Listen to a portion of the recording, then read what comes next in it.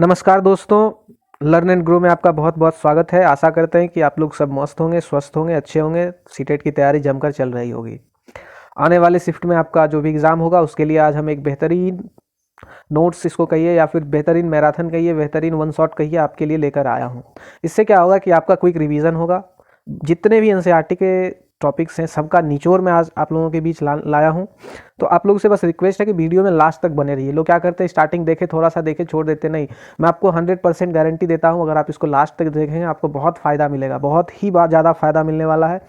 एक तरह से एनसीईआरटी का जो निचोड़ है वो आज हम आप लोगों के बीच लेकर आए हैं। तो क्या करना है, आपको वीडियो में लास्ट तक बने रहना है और चैनल को लाइक कर लीजिए, सब्सक्राइब कर लीजिए। अगर वीडियो अच्छी लगे हो तो शेयर कर दीजिए। बस आपसे एक छोटी सी रिक्वेस्ट है और आपका एक छोटा सा जो हमारे लिए जो प्यार है, जो आप चैनल को सब्सक्राइब कर देते हैं, लाइक कर देते हैं, ये हमारे लिए मोटिवेशन का काम करता है। तो प्लीज़ चैनल को लाइक कर लीजिए, सब्सक्राइब कर लीजिए। फिर बाकी जो भी चीज़ें हैं इसमें हम बात करते हैं। तो स्टार्ट करते हैं ट्रॉली से। ट्रॉली क्या है ना, ट्रॉली का जो यूज है वो कहाँ किया जाता है। ट्रॉली यह एक लकड़ी से बना हुआ झूला है जो लोहे की रस्सी पर लगी होती है, और पुली की मदद से रस्सी पर सरकता है। अब इसका यूज़ क्या किया जाता है, तो स्कूल जाने के लिए बच्चे यूज़ करते हैं इसका यूज़ जो है लद्दाख में किया जाता है। ठीक है, चलते हैं अगले क्वेश्चन। अगला जो है इसमें देखते हैं, अगला पॉइंट क्या कहता है, सीमेंट का पुल। सीमेंट का पुल देखिए यहाँ पे है, सीमेंट का पुल। ये तो आप हमारे आसपास भी दिख जाएगा। ये सीमेंट, ईंटों तथा लोहे के सरिये से बने होते हैं। ये जो पुल होते हैं वो किस किस चीज़ से बने होते हैं, सीमेंट, ईंट तथा लोहे के सरिये से बने होते हैं। चलते हैं आगे, आगे देखते हैं क्या कहता है। वल्लम। वल्लम क्या है, आपको ये जो है ध्यान रखना होगा। इससे बहुत बार क्वेश्चन भी पूछा गया वल्लम के बारे में। ठीक है, वल्लम के बारे में आपको ध्यान रखना है। कहता है वल्लम, वल्लम केरल में नदी पार करने के लिए प्रयोग किया जाता है। वल्लम लकड़ी की बनी छोटी नाव है। देखिए बहुत ही इंपॉर्टेंट चीज़ आपको यहाँ दिखेगा, लकड़ी की बनी छोटी नाव जो केरल में प्रयोग की जाती है उसका नाम क्या है, तो आप बताएंगे वल्लम। क्या है उसका नाम, वल्लम। क्या नाम है उसका, वल्लम। और अगर पूछे कि ये लकड़ी की बनी छोटी नाव जो है कहाँ पर चलती है, लकड़ी की बनी छोटी जो नाव है वो कहाँ चलती है, तो आप बताएंगे केरल में। कहाँ चलती है, केरल में। दो क्वेश्चन आपको यहाँ से मिल गया। अगर पूछता है लकड़ी की बनी छोटी नाव तो उसका नाम है वल्लम, अगर वो कहाँ चलती है तो हम बता देंगे केरल में। ठीक है, आगे देखिए, आगे कहता है ऊँट की गाड़ी। ऊँट गाड़ी जो है, अब नाम, रेगिस्तान का जहाज किसे कहा जाता है, तो रेगिस्तान का जहाज जो है ऊँट को कहा जाता है। ठीक है, अब राजस्थान में एक जगह से दूसरे जगह जाने के लिए होती है जो रेत में भी चल सकती है। अब देखिए ऊँट का जो पैर होता है वो इस टाइप का बना होता है कि वो रेत पर भी बहुत तेज चल सकता है। ठीक है, और जानवर अगर हम बात करें बैल की और भी जो भी जानवर हैं उनकी, तो उनका पैर जो है वो बालू में, रेत में फंस जाएगा। ठीक है, लेकिन जो ऊँट होता है उसका पैर स्पंजी होता है जिसके कारण वो ईजिली रेत पर चल सकता है। ठीक है, चलिए आगे, आगे देखते हैं। आपका अगला पॉइंट है बैलगाड़ी। ये कुछ ऐसे पॉइंट दिए गए हैं जिसका यूज किया जाता है किस चीज़ के लिए, स्कूल आने जाने के लिए बच्चे यूज करते हैं। ठीक है, बैलगाड़ी इसका किस चीज़ में यूज़ किया जाता है, मैदानी इलाकों में, गाँव में अक्सर प्रयोग में लाई जाती है। आप नॉर्थ इंडिया में देखेंगे, आप एक मूवी है नदिया के पार, उसमें देखेंगे, अभी नई मूवी आती है उसमें तो तरह तरह की कारें, बाइक दिखाई जाती है, लेकिन जब आप देखेंगे पुरानी मूवी है नदिया के पार तो उसमें आप देखेंगे बैलगाड़ी का यूज़ किया जाता है। ठीक है, तो बैलगाड़ी जो है मैदानी इलाकों में, गाँव में अक्सर प्रयोग में लाई जाती है। बात करेंगे उत्तराखंड की, तो उत्तराखंड में ऊबड़ खाबड़ और पथरीले रास्ते पाए जाते हैं। उत्तराखंड में कैसे रास्ते पाए जाएंगे, तो ऊबड़ खाबड़ और पथरीले रास्ते, क्योंकि वहाँ पे क्या है, तो पहाड़ी एरिया है। ठीक है, उसके बाद चलिए आगे देखते हैं। आगे कहता है पक्षियों के कान। पक्षियों के कान, कहता है पक्षियों के कान दिखते नहीं हैं लेकिन उनके सिर के दोनों तरफ छोटे छोटे छेद होते हैं या पंखों से ढके रहते हैं और इन्हीं की मदद से पक्षी सुनते हैं। जब आप ध्यान देंगे, आपके घर में तोता हो या फिर जो भी जिनके आसपास जो भी पक्षियाँ रहते हैं, आप ध्यान से देखेंगे तो हमारा जैसा कान निकला हुआ वैसा उनका कान नहीं होता, या गाय का, भैंस का, कुत्ता का, बिल्ली का जैसा कान होता है ऐसा उनका कान नहीं होता, बल्कि छोटे छोटे दो छेद होते हैं। ठीक है, और वो ढके हुए रहते हैं पंख से। जब आप गौर से देखेंगे तब वो आपको दिखेगा, ऐसे नहीं दिख सकता है। ठीक है, और वो उन्हीं की मदद से सुनते हैं। बात करेंगे छिपकली की, तो छिपकली के भी कान होते हैं। छिपकली के भी कान होते हैं जो छोटे छोटे छेद जैसे होते हैं। बहुत ध्यान से देखने पर आपको दिखाई देंगे। आप जब, अभी तो ठंड का मौसम चल रहा है नॉर्थ इंडिया में, तो अभी तो छिपकली अभी दिखेगा नहीं, वो हाइबरनेशन में चला गया है। लेकिन अब जब गौर से देखेंगे तो उसके आँख के पीछे एक छोटा छोटा सा दो आपको दोनों साइड से छेद दिखेगा, एकदम छोटा छोटा छेद दिखेगा। उसी छेद की मदद से वो सांस लेते हैं। चलिए आगे देखते हैं। कहता है मगरमच्छ। मगरमच्छ की बात की जा रही है। अब बात की जा रही है मगरमच्छ की, तो मगरमच्छ के भी कान होते हैं, कैसे होते हैं, तो छेद जैसे कान होते हैं ना, जैसा आपको इसका दिखा, छिपकली का दिखा, वैसा ही मगरमच्छ का होता है। मगरमच्छ के भी छोटे छोटे छेद जैसे कान होते हैं, लेकिन आसानी से दिखाई नहीं देते हैं। अगला है खाल की डिजाइन, इससे क्वेश्चन बहुत बार पूछा गया, ध्यान रखिएगा। जानवरों की खाल पर डिजाइन उनके शरीर पर बाल के होने के कारण होता है। कोई भी जानवर है, चाहे आप बाघ की बात करें, कुत्ते की बात करें, घोड़ा की बात करें, जो भी जानवर का कलर है वो उनके शरीर के बाल के रंगों के कारण होता है, ठीक है। इसको आप ध्यान रखेंगे, बाघ वाले चैप्टर में ये दिया हुआ एनसीईआरटी को जब आप पढ़ेंगे तो उसका जो खाल जो है बाघ का, वो जो भी रंग का दिखता है, तो क्यों दिखता है, तो उनके शरीर पर जो बाल उगे होते हैं उनके कलर के कारण दिखता है। चलिए अब हम बात करेंगे हाथी की, हम बात करेंगे हाथी की, ठीक है। बहुत इंपॉर्टेंट चैप्टर है हमारा हाथी। कहता है एक बड़ा हाथी एक दिन में 100 किलो से ज़्यादा पत्तियां और झाड़ियां खा लेता है। अब देखिए ये सारे ऐसे पॉइंट हैं, इसको ध्यान में रखने की ज़रूरत है, क्योंकि आपको 4 ऑप्शंस दे देंगे, निम्नलिखित में से हाथी के बारे में कौन सा कथन सत्य है, और इसी टाइप से आपको 4-5 ऑप्शंस दिए रहेंगे। तो कहता है एक बड़ा हाथी एक दिन में 100 किलो से ज़्यादा पत्ते और झाड़ियाँ खा लेता है, ठीक है। हाथी बहुत कम आराम करता है, केवल एक दिन में 2 से 4 घंटे सोता है। ये सब किसके बारे में कहा जा रहा है, तो ये सब हाथी के बारे में कहा जा रहा है, ठीक है। उसके बाद देखिए हाथी को पानी और कीचड़ में खेलना बहुत पसंद है। हाथी को जो है किसमें खेलना बहुत पसंद है, कीचड़ में खेलना पसंद है। क्यों, इससे उसके शरीर को ठंडक मिलती है, इससे क्या होता है, उसके शरीर को ठंडक मिलती है, ठीक है। उसके बाद आगे देखिए, आगे क्या कहता है, हाथी के कान हाथी के कान पंखे जैसे होते हैं। हाथी का जो कान है वो कैसे होते हैं, पंखे जैसे होते हैं। गर्मी लगने पर हाथी अपने कान हिलाकर हवा करता है। आप देखेंगे उसका कान बहुत बड़ा होता है, वो उसको हिलाता है जिससे कि उसको थोड़ी बहुत हवा मिलती है, ठीक है। जैसे हम लोग मैनुअल जो है फैन या हैंड फैन जिसको बोलते हैं उसका यूज़ करते हैं गर्मी में। 3 महीने के हाथी का वजन लगभग 200 किलोग्राम के आसपास होता है। जो 3 महीने का हाथी का जो शिशु होता है, जो बच्चा होता है, उसका वजन कितने किलोग्राम के आसपास होता है, तो 200 किलोग्राम के आसपास होता है। ये सारे ऐसे पॉइंट्स हैं जो आपको पूछ लिए जाएंगे, निम्नलिखित में से हाथी के बारे में कौन सा कथन सत्य है, और फिर ये बताइए, ठीक है। चलिए अब आगे देखते हैं, कहता है हाथी का झुंड, ठीक है। हाथी के झुंड के बारे में कही जा रही है यहाँ पे बातें, अब देखते हैं इसमें क्या है। कहता है हाथी के झुंड में केवल हथनियाँ और बच्चे ही रहते हैं। कौन कौन रहते हैं, हथनियाँ और बच्चे। जो हथनियाँ होती हैं वो उस झुंड की नेतृत्व करती है, यानी नेता होती है, उस ग्रुप की लीडर होती है। कौन, जो बूढ़ी हथनी होती है, ठीक है। एक हाथी के झुंड में 10 से 12 हथनी और बच्चे होते हैं। जो उसके ग्रुप में होते हैं वो क्या क्या हो सकते हैं, तो 10 से 12 हथनी और बच्चे, ठीक है। चलिए आगे देखते हैं, कहता है 14 से 15 साल तक के हाथी झुंड में रहते हैं। सॉरी 14 से 15 साल तक के हाथी झुंड में रहते हैं।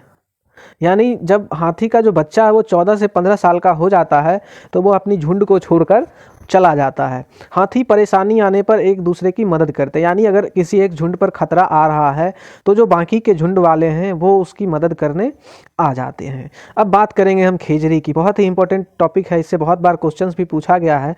चलिए हम बात करेंगे खेजरी की।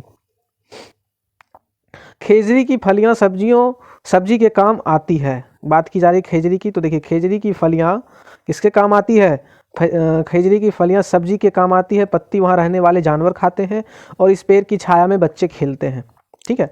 यानी खेजरी जो पेड़ है सबसे पहले वो कहाँ पाई जाती है, तो वो राजस्थान में पाई जाती है। कहाँ पाई जाती है, राजस्थान में, याद रखिएगा आप लोग, कहाँ पाई जाती है, राजस्थान में, ठीक है। उसके बाद कहता है यह पेड़ रेगिस्तानी इलाकों में खूब पाया जाता है। अब इंडिया में रेगिस्तान लगभग हम लोग जानते हैं कि राजस्थान में, तो राजस्थान के बारे में पढ़ेंगे। उसके बाद इसे ज़्यादा पानी की ज़रूरत नहीं होती है। ये जो पेड़ है खेजरी का, ये रेगिस्तानी पेड़ है, तो इसको कम पानी में भी ये अच्छा ग्रो कर लेता है, क्योंकि रेगिस्तान में पानी की किल्लत होती है। चलिए आगे चलते हैं। कहता है इस पेड़ की छाल दवा के काम आती है। यानी जो ये खेजरी पेड़ है, इसका जो छाल है उसका हम लोग किस चीज़ में यूज़ करते हैं, तो दवा बनाने में यूज़ करते हैं। इसकी लकड़ी में कभी कीड़ा नहीं लगता है। याद रखिएगा, दे देगा ऑप्शन आपको कि निम्नलिखित में से खेजरी के बारे में कौन सा कथन सही है, और फिर आपको बताना होगा, ठीक है। अब आगे चलते हैं। आगे कहता है चमकते सितारे। ये सारे एनसीईआरटी के टॉपिक्स हैं।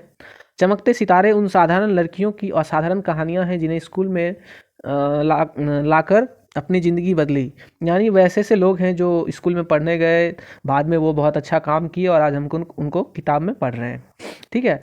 चलिए इसमें बहुत सारे हैं जिनके बारे में हम आगे पढ़ेंगे। उसके बाद कहता है बिहार, ये लोचहा गांव नहीं, यहाँ पर बोचहा गांव है। बिहार में बोचहा गांव है जहाँ पर मधुमक्खी पालन की जाती है, ठीक है। बोचहा गांव, गांव का नाम है बोचहा गांव। इस इलाके में लीची के बहुत पेड़ हैं। जो मुजफ्फरपुर में आप लोग पढ़े होंगे लीची के बागान हैं, तो वो कहाँ है, तो मुजफ्फरपुर में है। मधुमक्खी पालन की जाती है बिहार में, किस गांव में, तो बोचहा गांव में। ठीक है, चलिए आगे देखते हैं क्या है इसमें। आगे कहता है लीची के फूल मधुमक्खियों को बहुत लुभाते हैं। जो लीची का फूल है उसमें मधुमक्खी क्या करते हैं, आते हैं और उससे जो है नेक्टार जो है उसको सक करते हैं और उससे अपना शहद बनाते हैं। तो लोगों के लिए वहाँ मधुमक्खी पालन का काम करना आसान हो जाता है। देखिए बहुत इंपॉर्टेंट चीज़ यहाँ मैं आपको बता रहा हूँ, अक्टूबर से दिसंबर मधुमक्खी के अंडे देने का समय होता है और मधुमक्खी पालन शुरू करने का उपयुक्त समय भी माना जाता है। यानी आपको क्वेश्चन डायरेक्टली पूछ दिया जाता है कि निम्नलिखित में से कौन सी ऐसी समय है या फिर मधुमक्खी पालन करने का सबसे उपयुक्त समय क्या है। तो आप डायरेक्ट इसको याद कर लीजिए, अक्टूबर से दिसंबर तक। कब से कब तक, अक्टूबर से दिसंबर तक। चलिए आगे चलते हैं। कहता है लीची के फूल फरवरी में खिलते हैं और मधुमक्खी एक बक्से में 10 किलोग्राम तक शहद प्राप्त हो सकता है। अब देखिए क्वेश्चन पूछना है, कुछ भी पूछ सकता है। तो लीची में कब फूल लगते हैं, तो फरवरी में लगते हैं। और मधुमक्खी के एक बक्से में कितने किलोग्राम तक शहद मिल सकते हैं, तो 10 किलोग्राम तक मिल सकते हैं। ठीक है, और बात की जा रही थी मधुमक्खी पालन का उचित समय क्या है, तो अक्टूबर से दिसंबर तक। क्या है, अक्टूबर से दिसंबर तक। ठीक है, आप लोग ये छोटे छोटे पॉइंट्स हैं, इसको ध्यान रखेंगे। मुजफ्फरपुर का बोचहा गांव, बिहार का बोचहा गांव है, वहाँ मधुमक्खी पालन की जाती है। चलिए अब कहता है मधुमक्खी का छत्ता, इसके बारे में जानते हैं। हर छत्ते में एक रानी मधुमक्खी होती है। हर छत्ते में क्या होती है, एक रानी मधुमक्खी होती है जो क्या देती है, अंडे देती है। यानी अंडा देने का जो काम है वो किसके द्वारा की जाएगा, तो वो सिर्फ और सिर्फ रानी मधुमक्खी का काम होगा। ठीक है, छत्ते में बहुत सारी काम करने वाली, देखिए ये सारे क्वेश्चन आपको पूछे जा सकते हैं कि निम्नलिखित में से मधुमक्खी क्या क्या क्या सही है क्या गलत है। 4 ऑप्शंस दे दिए, अब उसमें देंगे ए बी सही है, बी सी सही है। तो ये सारे पॉइंट्स आपको याद रहेंगे तो आप गलत नहीं करेंगे। बहुत छत्ते में बहुत सारी काम करने वाली मधुमक्खियाँ भी होती है। यह दिन भर काम करती है, शहद के लिए फूलों का रस भी यही ढूंढती है। यानी जो शहद बनाने के लिए जो फूल का रस चाहिए जिसको नेक्टार बोलते हैं, वो कौन, मधुरस हिंदी में बोलते हैं, इंग्लिश में नेक्टार बोलते हैं। तो वो लाने का काम कौन करते हैं, जो काम करने वाली मधुमक्खियाँ होती हैं वही करते हैं। ठीक है, चलते हैं आगे। आगे देखते हैं क्या कहता है। जब किसी मधुमक्खी को रस मिल जाता है, जब किसी मधुमक्खी को रस मिल जाता है वह एक तरह का नाच यानी डांस करती है, जिससे दूसरी मक्खियों को पता चल जाता है कि रस कहाँ पर है। अब देखिए एक दो चीज़ मैं आपको बता दे रहा हूँ, आपको क्वेश्चन आएगा एग्जाम में कि निम्नलिखित में से कौन सा कीट सामाजिक कीट है। सामाजिक कीट का मतलब है सोशल, इन इंग्लिश रहेगा कि which of the following is a social insect. Social का मतलब यहाँ है समाज में रहने वाला। जैसे मनुष्य एक सामाजिक प्राणी है, यानी जो मनुष्य है, जो इंसान है, जो हम मानव हैं, वो समाज में रहते हैं ना। तो इसी तरह ये पक्षियाँ जो हैं ये भी समाज में रहना, ये चींटियाँ जो हैं, ये कीड़े मकोड़े जो हैं, जो इंसेक्ट्स हैं, ये भी समाज में रहते हैं। ठीक है, जैसे कि आपका ये हनी बी को देख लीजिए। ठीक है, मधुमक्खी की बात हम जब करेंगे तो क्या मधुमक्खी को आप देखें कहीं कि अकेला एक मधुमक्खी है, अकेला रह रहा, नहीं। जब भी रहेगा वो ग्रुप में रहेगा। जब हम बात करेंगे चींटी की, चींटी भी सोशल इंसेक्ट है। दीमक जो है हमारा, वो भी क्या है, सोशल इंसेक्ट है। तो आप लोग ध्यान रखेंगे, ये सारे जो हैं सोशल इंसेक्ट हैं। तो अगर आपसे पूछा जाता है तो आप ध्यान रखेंगे इस चीज़ का। चलिए आगे देखते हैं। कहता है काम करने वाली मधुमक्खी इसी रस से शहद बनाती है। काम करने वाली मधुमक्खियां जो हैं इस रस से क्या करती हैं, शहद बनाती है। छत्ता बनाने का काम भी इन्हीं का है। जो काम करने वाली मधुमक्खी है उनका यहाँ पर बहुत ज़्यादा काम बढ़ जाता है, जैसा कि उसका नाम भी है, इंग्लिश में उसको वर्कर भी बोलते हैं। जो रानी मधुमक्खी है उसका काम सिर्फ और सिर्फ अंडे देना है। बाकी का काम जो है रस लाना, उससे शहद बनाना, वो सारे का सारा काम किसका है, तो काम करने वाली मधुमक्खियों का है। अब कहता है बच्चों को पालने का काम भी इन्हीं बेचारी का काम करने वाली मधुमक्खियों का होता है। अब देखिए जो अंडे दिए रानी मधुमक्खी ने, अंडे कौन दिए, देखिए रानी मक्खी केवल अंडे देती है, लेकिन बाकी का जो है काम करने वाली मधुमक्खियां हैं, उनका क्या काम है, तो उनका काम है बच्चे का पालन पोषण भी करना। ठीक है, उनके लिए भोजन लाना, उनका देखरेख करना, सारा का सारा काम इन्हीं का होता है। चलते हैं आगे। अब आगे बात करेंगे हम चींटी की। चींटी में भी जिस तरह से मधुमक्खी में देखें उसी तरह से इनका भी काम जो है वो बटा हुआ रहता है। रानी चींटी अंडे देती है। सिपाही चींटी जो है, इसमें देखिए एक नया आ गया सिपाही चींटी, ये क्या करती है, तो बिल का ध्यान रखती है। मधुमक्खी छत्ते की बात हम जब करेंगे, मधुमक्खी के छत्ते में कुछ नर जो हैं मधुमक्खी होते हैं, उनका काम सिर्फ निषेचन का होता है। ठीक है, बाकी उनका कुछ ज़्यादा काम नहीं होता है। उसके बाद देखिए यहाँ पे है काम करने वाली चींटियाँ, इनका भी वही काम है। भोजन ढूंढकर बिल तक लाती है। यानी रानी चींटी अंडे देंगी, जो सिपाही चींटी हैं वो बिल का ध्यान रखेंगे, और काम करने वाले जो चींटी हैं वो क्या करेंगे, भोजन ढूंढकर बिल तक लाएंगे। ठीक है, चलते हैं आगे, आगे देखते हैं क्या कहता है। गांधीधाम अहमदाबाद वालसाड गुजरात में है। ये एक स्टोरी है, ठीक है, इसमें आपको घुमा फिरा के क्वेश्चन पूछ लिया जाता है कि ट्रेन जा रही थी, वो वालसाड स्टेशन पे ट्रेन रुकती है। तो आप लोग कमेंट करके आपको 4 ऑप्शन दे दिए जाएंगे, आप लोग बताइए कि ये वालसाड जो है वो किस स्टेट में है, किस जगह है। तो वो गुजरात में है। तो ध्यान रखेंगे गांधीधाम हो, गांधीधाम से अक्सर मैप वाले क्वेश्चन आते हैं, अहमदाबाद से अक्सर मैप वाले क्वेश्चन आते हैं। तो ये गांधीधाम, अहमदाबाद और वालसाड ये कहाँ पर हैं, तो गुजरात में है। ठीक है, बात की जा रही है कोझिकोड की, तो कोझिकोड जो है हमारा केरला में है। ठीक है, चलिए आगे देखते हैं। मडगांव, मडगांव जो है ये गोवा में है। मडगांव जो है कहाँ है, गोवा में है। और क्यों फेमस है, तो लाल मिट्टी के लिए, लाल मिट्टी पाई जाती है। अब ये सारे जो फैक्ट हैं ये सारे एनसीईआरटी से लिए गए हैं। कहता है गोवा से केरल, गोवा से जब आप केरल जाएंगे तो रास्ते में आपको 92 सुरंगें यानी 92 सुरंग मिलेंगे, और 2000 क्या है, पुल मिलेंगे। तो ये सारे ऐसे फैक्ट्स हैं जो आपको एग्जाम में पूछे जा सकते हैं कि निम्नलिखित में से कितने सुरंग मिलेंगे अगर हम गोवा से केरल जाते हैं। तो 92 सुरंग यानी टनल और 2000 पुल मिलेंगे। ठीक है, आगे देखते हैं, आगे क्या कहता है। मलयालम यानी केरल की जो भाषा है उसकी बात हो रही है। यहाँ पे किसकी बात हो रही है, केरल की भाषा जो है मलयालम की। मलयालम कहाँ की भाषा है, तो मलयालम जो है वो भाषा है केरल की। माँ की बड़ी बहन को वलियम्मा कहते हैं, माँ की बड़ी बहन को वलियम्मा। देखिए इसको ऐसे याद रख सकते हैं, अम्मा मतलब माँ, अम्मा मतलब माँ को हम लोग अम्मा बोलते हैं। मैं बता रहा हूँ, ये मेरा खुद का सोचा हुआ ट्रिक है। अम्मा मतलब माँ, और माँ की बड़ी बहन, बड़ी यानी बड़ी को हम लोग बली पढ़ सकते हैं, बली और अम्मा दोनों को मिला दिए तो वली अम्मा यानी बड़ी बहन। ठीक है, माँ की जो बड़ी बहन है। उसके बाद कहता है माँ की माँ को यानी नानी को, नानी को हम लोग क्या बुलाते हैं, अमुम्मा कहते हैं। क्या कहते हैं, अमुम्मा कहते हैं। अब आप लोग कमेंट करके बताइए, क्योंकि मैंने जो भी वीडियो डाला है उसमें मैंने ऑलरेडी बता दिया। चाचा, चाचा को हम लोग क्या बुलाते हैं, चाचा को क्या बुलाते हैं, आप लोग कमेंट करके बताएंगे मलयालम में चाचा को क्या बुलाते हैं। चलिए आगे बात करते हैं हम कर्णम मल्लेश्वरी जी की। ठीक है, कर्णम मल्लेश्वरी जी की बात करते हैं, इनके बारे में है। कर्णम मल्लेश्वरी आंध्र प्रदेश की रहने वाली एक वेट लिफ्टर हैं। क्या है, वेट लिफ्टर हैं, वेट लिफ्ट करने का काम करते हैं। अब 130 किलोग्राम तक वजन उठा लेती हैं। भारत के बाहर कर्णम मल्लेश्वरी ने 29 मेडल जीते। इनके पिताजी पुलिस अफसर में हवलदार थे। कर्णम मल्लेश्वरी के बारे में यहाँ बताया गया है। बहुत बार क्वेश्चन पूछा गया, कभी कभी पूछ भी दिया जाता है कि कितने किलोग्राम तक वजन उठाए थे, तो 130 किलोग्राम। और कितने मेडल जीते हैं, तो 29 मेडल। इनके पिताजी क्या थे, हवलदार थे। और ये किस राज्य की रहने वाली थी, तो ये आंध्र प्रदेश से हैं। कौन से राज्य से हैं, आंध्र प्रदेश से हैं। ये आंध्र प्रदेश से संबंध रखती हैं। चलिए आगे चलते हैं। फूलों की घाटी किसे कहा जाता है, ये मैंने अपने वीडियोस में भी कराए हैं, अगर आप वहाँ जाकर देखेंगे तो उसमें भी आपको प्लेलिस्ट चेक कीजिए, उसमें मिलेगा। फूलों की जो घाटी है वो उत्तराखंड को कहा जाता है। उत्तराखंड में पहाड़ों के बीच फूलों की घाटी स्थित है।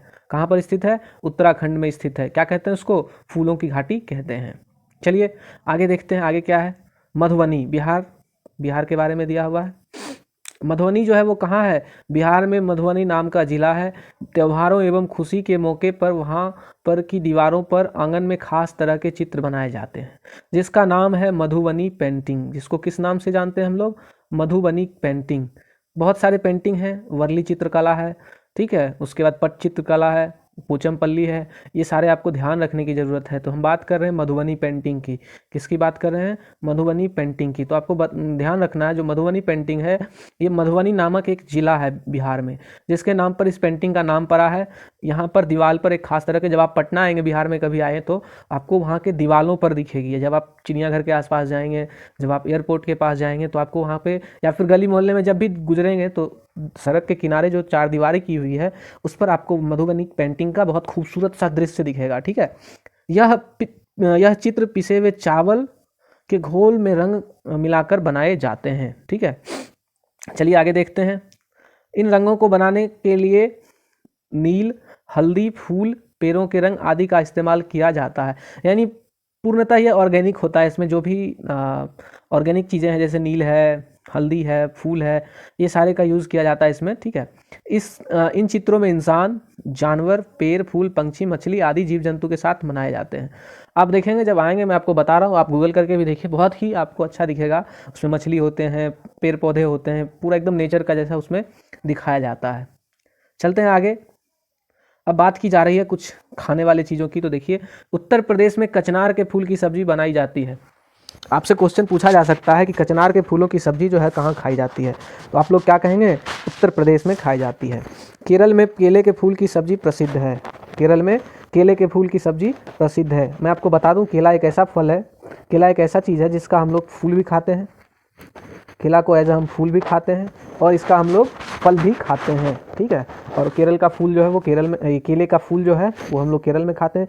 केरल में एक चीज़ और खाया जाता है जिसका नाम है टेपियोका। बहुत बार ये क्वेश्चन रिपीट किया गया है, पूछा भी गया है, जिसका नाम है टेपियोका। टेपियोका का दूसरा नाम है कप्पा। क्या नाम है, कप्पा।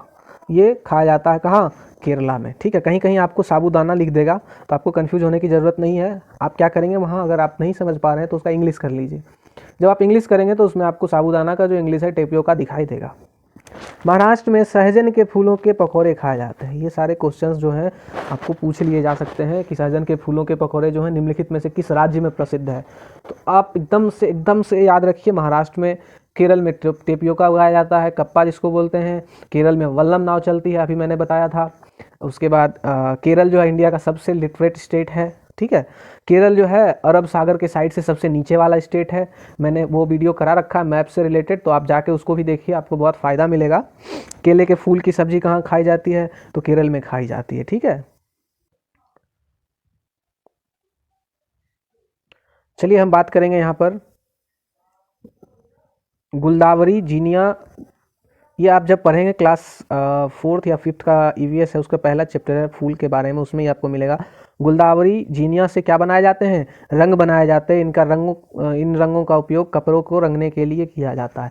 जब आप ध्यान देंगे, आप जब पढ़ेंगे तो आप बचपन में भी पढ़ते होंगे, एक कहानी है हिंदी के बुक में जिसमें ध्यान नहीं मुझे, उसमें आप पढ़ेंगे तो दिखेगा कि टेसू के फूल का यूज़ करके जो है दोनों भाई बहन रहते हैं, वो रंग बनाते हैं। उसमें बताया जाता है कि जो बाज़ार में रंग है उसमें केमिकल होता है जिसके कारण हमारा त्वचा जो है ख़राब हो सकता है, तो वो भी आप ध्यान रखेंगे, ठीक है। कहता है उत्तर प्रदेश का कन्नौज जिला इत्र के लिए मशहूर है। इससे बहुत बार क्वेश्चन पूछा गया है कि कन्नौज जिला जो है इत्र के लिए मशहूर है, बताइए निम्नलिखित में से किस राज्य में कन्नौज स्थित है। तो हमें याद रखना है कन्नौज जो है कहाँ स्थित है, उत्तर प्रदेश में। उत्तर प्रदेश में एक और शहर है जो ताला के लिए प्रसिद्ध है, वहाँ का ताला बहुत फेमस है, आप लोग कमेंट करके बताएंगे, ठीक है। चलिए आगे चलते हैं। उत्तर प्रदेश के कन्नौज जिले में फूलों के इत्र, गुलाब जल, केवड़ा तैयार किया जाता है। अब अभी पता चला है आपको कि कन्नौज में क्या है, किस चीज़ के लिए फेमस है, इत्र के लिए। तो वहाँ फूल से इत्र बनाया जाता है, गुलाब जल बनाया जाता है, केवड़ा तैयार किया जाता है, और ये कन्नौज है कहाँ पर, उत्तर प्रदेश में है, ठीक है। बात की जा रही है डेरा गाजी खान की। डेरा गाजी खान कहाँ पर है, तो पाकिस्तान में है, ठीक है। चलिए आगे चलते हैं। अब देखिए जब हम जाएंगे राजस्थान में कि वहाँ घर कैसा होता है, तो राजस्थान में जो घर है वो कटीली झाड़ियों का बना उसका छत होगा, मिट्टी की दीवारें होती हैं और उसको गोबर से लीपा जाता है। आप देखेंगे हमारे भी घर में होता था पहले, जब हम छोटे थे देखा करते थे अक्सर, या आस पड़ोस में भी अभी भी आपको मिल जाएंगे। आदमी पूजा करता था तो पूजा करने से पहले भी गोबर से वहाँ उस जगह की पुताई की जाती थी। तो क्या होता है कि गोबर को जब हम मिट्टी में मिलाते हैं तो उससे क्या हो जाता है, मिट्टी में कीड़े नहीं लगते हैं, ठीक है। तो एज ए इंसेक्टिसाइड काम करता है गोबर, मिट्टी को ख़राब होने से, कीड़े लगने से बचाते हैं, ठीक है। उसके बाद कहता है लकड़ी को दीमक से बचाने के लिए नीम व कीकर की लकड़ियाँ फ्रेम पर बिछा दी जाती है। जो नीम का लकड़ी है और कीकर की लकड़ी है उसमें क्या नहीं लगता, दीमक नहीं लगता, तो उसको बचाने के लिए क्या करते हैं, हम लकड़ी के ऊपर उसका फ्रेम लगा देते हैं। बात करेंगे सोहना गांव की। गांव वाले जो क्वेश्चंस हैं वो आपसे पूछ लिए जाएंगे निम्नलिखित में से यह गांव किस राज्य में है, किस शहर में है, जो भी आपको दिया होगा आप याद कर लेंगे। सोहना जो गांव है वो हरियाणा यानी दिल्ली से जाने वाले रास्ते में गुड़गांव में मिलता है। हरियाणा से जब आप दिल्ली जाएंगे तो बीच में गुड़गांव मिलेगा, जहाँ पर ये सोहना गांव आपको मिलेगा। पानी का साफ़ करने का सबसे अच्छा तरीका है पानी को उबाल लेना। पानी को जब आप उबाल कर पिएंगे तो पानी जो है 100% प्योर होता है, उसमें कोई भी इम्प्योरिटीज़ नहीं रहती है। तो साफ़ आपको इसमें ऑप्शंस देगा, फ़िल्टर करके, क्लोरीन से करके, मतलब जो भी उसका है वो 4 ऑप्शंस देंगे इनमें से सभी, लेकिन आपको ध्यान रखना उबाल कर जो पानी हम पिएंगे वो सबसे प्योर पानी होगा। वेलवनिका गांव, फिर से देखिए गांव का नाम आ गया, वो कहाँ है, कर्नाटका में है। सोहना गांव हरियाणा में गुड़गांव में है, वेलवनिका गांव कर्नाटका में है, ठीक है। चलिए आगे चलते हैं। जुलाई के महीने में प्याज उगाने का काम शुरू किया जाता है। ये जो प्याज के बारे में दिया हुआ, प्याज उगाने का काम कब शुरू किया जाता है? तो जुलाई के महीने में किया जाता है। खूंटी की मदद से खेत की मिट्टी को नरम किया जाता है। कर्नाटक में हल को कुरीगे कहते हैं। ठीक है, खूंटी एक जैसे जिसको हम लोग खुरपी वगैरह बोलते हैं, उसी टाइप का एक होता छोटा सा, उसका यूज़ करके मिट्टी को क्या करते हैं हम लोग? तो नरम बनाते हैं। और कर्नाटक में हल को क्या कहते हैं? कुरीगे कहते हैं। जो हल हम लोग जिसको हल बोलते हैं उसको कुरीगे के नाम से जाना जाता है। चलते हैं आगे।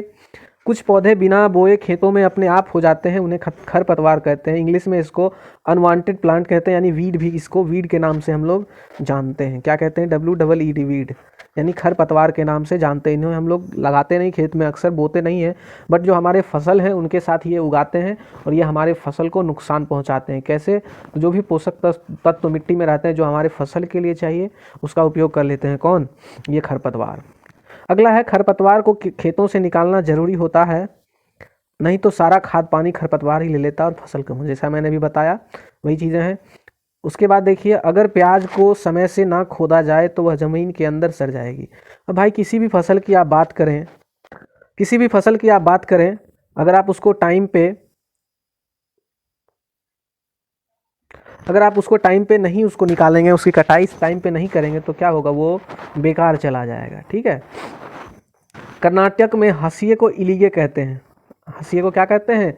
इलीगे कहते हैं। अभी हमने देखा था पीछे, खुरपी को खूंटी कह रहे थे, हल को कुरीगे कह रहे थे, और हंसिए को इलीगे कहा जाता है। ठीक है। अब बात करेंगे हम आगे है गिजू भाई बधेका की। तो इन्हें बच्चों का गांधी भी कहा जाता है। इन्हें बच्चों का गांधी भी कहा जाता है। गिजू भाई गुजरात में रहते थे। वह बच्चों के लिए मज़ेदार किस्से, कहानियाँ और पत्र लिखा करते थे। ठीक है। तो इन्हें बच्चों का गांधी किसे कहा जाता है? तो गिजू भाई बधेका को कहा जाता है, ध्यान रखिएगा। चलिए आगे चलते हैं, पक्षियों के बारे में जानेंगे। कुछ पक्षियों के बारे में हम लोग जानेंगे। कहता है कलचिरी, इसको इंडियन रॉबिन के नाम से भी जाना जाता है। क्वेश्चन अगर पूछ दिया जाए कि निम्नलिखित में से किस चिड़िया का चोंच लाल होता है, तो हमारा सही आंसर कलचिरी हो जाएगा। क्या हो जाएगा? कलचिरी हो जाएगा। अब देखिए उसका घोंसला कैसे बना होता है। कलचिरी के घोंसले में पौधों की नाजुक टहनियाँ, जड़ें, ऊन, बाल, रुई सब बिछा होता है। अगर आपसे क्वेश्चन पूछ देगा कि निम्नलिखित में से कौन सी नहीं, अगर मान लीजिए आपको ऐसे देता है, राजू एक घोंसला देखता है पक्षी का, उस घोंसले में जो है नाजुक टहनियाँ हैं, कुछ ऊन है, कुछ बाल हैं, कुछ रुई हैं, तो बताइए ये जो घोंसला है किस चिड़िया का हो सकता है? तो आपका सही आंसर हो जाएगा कलचिरी। कलचुनी की चोंच जो है अंदर से लाल होती है। कलचिरी छोटे छोटे कीड़े मकोड़े को खाती है। ठीक है। अब बात करेंगे कौवे की। तो कौवे के घोंसले लोहे के तार, लकड़ी की शाखाएं जैसी चीज़ों से बने होते हैं। आप इस चीज़ को ध्यान रखेंगे, लोहे के तार किसके घोंसले में मिल सकते हैं? तो कौवे के घोंसले में मिल सकते हैं। ठीक है। कोयल अपना घोंसला नहीं बनाता है। कोयल जो है अपना घोंसला नहीं बनाता। वो किसके घोंसले में अपना अंडा देता है? वह कौवे के घोंसले में अपना अंडा देता है। कोयल कौवे के घोंसले में अंडे देते हैं और कौवा अपने अंडे के साथ कोयल के अंडे को भी सेता है। ठीक है। उसके बाद क्या कहता है? कभी कभी कोयल कौवे के अंडे को फेंक देता है। कभी कभी कोयल कौवे के अंडे को फेंक देती है और अपने अंडे रख देती है। यानी क्या करता है जो कोयल जो क्या करती है, वो कौवे के अंडे को उसके घोंसले से निकाल कर फेंक देती है और अपने अंडे को रख देती है, ताकि उसके अंडे की देखरेख परवरिश अच्छे से हो सके। बात की जा रही है कौवे की, तो कौवा जो है पेड़ की ऊंची डाली पर घोंसला बनाता है। कौवा अपना घोंसला कहाँ बनाता है? तो पेड़ की ऊंची डाली पर बनाता है। ये सारे ऐसे क्वेश्चंस हैं कि आपको घुमा फिरा कर दे दी जाएंगे। निम्नलिखित में से कौन सी ऐसी पक्षी है जिसका घोंसला सबसे ऊंची डाली पर होगा? तो कौवा। निम्नलिखित में से कौन सा ऐसे पक्षी है जिसके घोंसले में आपको लोहे के तारे वगैरह मिल सकती हैं? तो वो भी कौवा हो जाएगा। ठीक है। चलिए आगे चलते हैं। आगे है फाक्ता। फाक्ता जो है कैक्टस के कांटों के बीच या मेहंदी के पेड़ पे घोंसला बनाता है। ये सारे ऐसे पॉइंट्स हैं जो आपको डायरेक्ट एग्जाम में पूछ लिए जाते हैं। ठीक है। गौरैया जो है वो अलमारी के ऊपर, आईने के पीछे भी घोंसला बनाती है। फाक्ता को इंग्लिश में डव कहते हैं, DOVE, याद रखिएगा। इसको स्पैरो भी बोलते हैं। क्या बोलते हैं? स्पैरो। अब बात करेंगे स्पैरो की, तो ये हमारा बिहार का भी जो भी राजकीय पक्षी है और साथ में दिल्ली का भी राजकीय पक्षी है। अब इस पे क्वेश्चन आपको दिया जा सकता है कि निम्नलिखित में से कौन सा ऐसा पक्षी है जो पहले बहुत पाया जाता था लेकिन अब इसकी संख्या जो है दिन प्रतिदिन घटती जा रही है और इसके लिए एक दिवस भी मनाया जाता है? तो गौरैया कहेंगे। ठीक है। गौरैया डे भी मनाया जाता है। दिल्ली में जो दिल्ली की मुख्यमंत्री थी शीला दीक्षित, उन्होंने इस चीज़ की शुरुआत करी थी। ठीक है। बात करेंगे कबूतर को। कबूतर पुराने मकान या खंडर में घोंसला बना लेती है। कबूतर जो है अपना घोंसला कहाँ बनाती है, तो पुराने मकान या खंडर में बना लेती है। चलते हैं आगे, आगे देखते हैं क्या कहता है। आगे बसंत गौरी। वसंत गौरी जो है यह गर्मियों में पेड़ों पे टुक टुक करते रहते हैं। पेड़ के तने में गहरा छेद बनाकर उसमें अंडे रखते हैं। दर्जन चिड़ियाँ अपनी नुकीली चोंच से पत्ते को सी लेती है और उसके बीच में बनी थैली को अंडे देने के लिए तैयार करती है। ये जो पक्षियों के बारे में आप पढ़ रहे हैं, इसका एक एक लाइन का है, आप इसको ध्यान रखें क्योंकि ये सेम टू सेम जो है आपके क्वेश्चन पेपर में छप के आ जाते हैं। अब बात करेंगे शकरखोरा की। ठीक है, तो शकरखोरा जो है यह किसी छोटे पेड़ या झाड़ी की लटकती डाली पर अपना लटकता हुआ घोंसला बनाती है। इसका घोंसला जो है कैसा होता है, तो देखिए घोंसला बाल, बारीक घास, पतली टहनी, सूखे पत्ते, रुई, पेड़ की छाल, टुकड़े, मकड़ी के जाल और कपड़े के चीथड़े से बना होता है। ठीक है, उसके बाद कहता है नर वीवर पक्षी। ये अपने घोंसले बनाते हैं। ठीक है, अब ये जो है हमारा नर वीवर पक्षी, इसके बारे में एक बहुत ही इंपॉर्टेंट फैक्ट है। ये करते क्या है, देखिए नर के बनाए हुए घोंसले को देखती है और उनमें से जो अच्छा लगता है उसमें अंडे देती है, जो मादा वीवर है।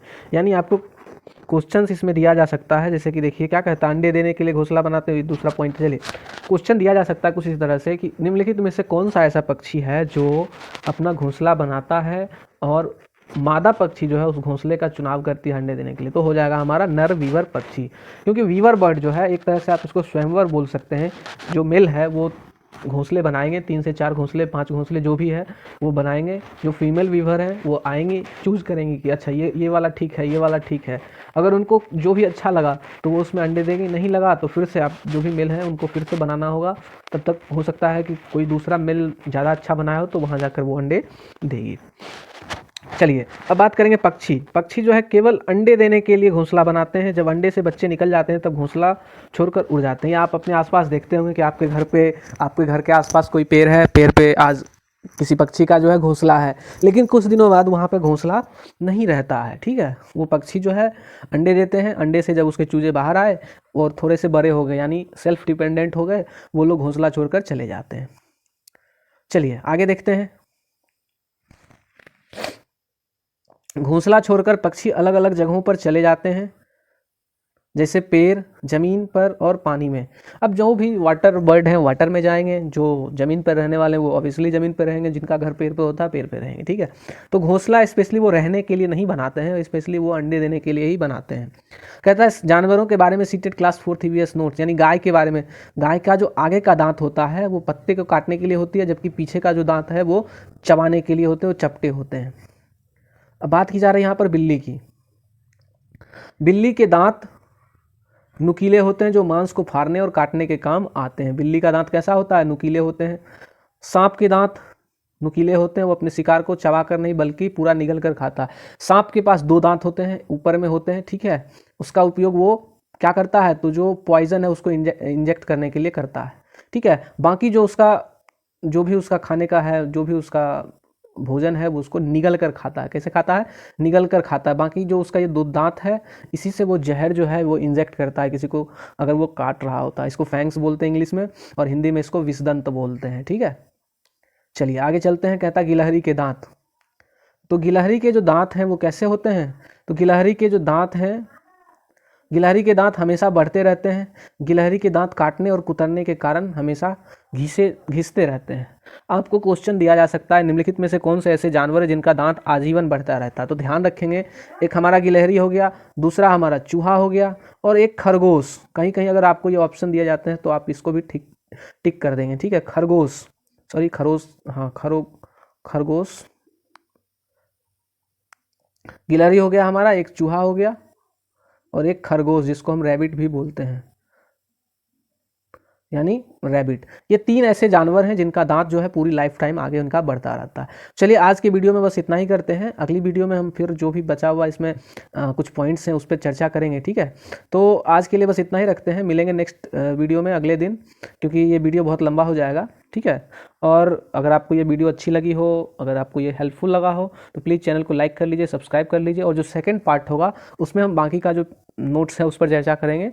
हर एक पॉइंट्स जो आपके एनसीईआरटी में दिए गए हैं जिस पर लोग जनरली फोकस नहीं कर पाते हैं, हम उस पर चर्चा करेंगे। ठीक है, तो चलिए चैनल को लाइक कर लीजिए, सब्सक्राइब कर लीजिए अगर वीडियो अच्छा लगा हो तो। मिलते हैं अगले वीडियो में, तब तक बाय बाय, टेक केयर।